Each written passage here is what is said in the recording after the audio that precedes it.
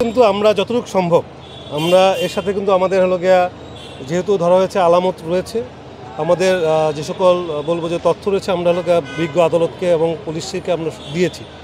তো প্রসেস অনুযায়ী কিন্তু হচ্ছে, বাট আমাদের দেশের যে আইন আছে প্রচলিত আইন অনুযায়ী কিন্তু কার্যক্রমগুলো চলে। সো আমাদের কাজ হলো গিয়া ধরা, হস্তান্তর করা, আদালত এবং সকল যে আইনের প্রক্রিয়াতে হলো গিয়া প্রসেস। বাট এখানে কিন্তু সমাজ এটা একটা হলো গিয়া ছিল প্ল্যান বি নামে একটা মাদক ছিল, বার ছিল, তাদের হলো গিয়া মজুদখানা থেকে নেওয়া হয়েছে।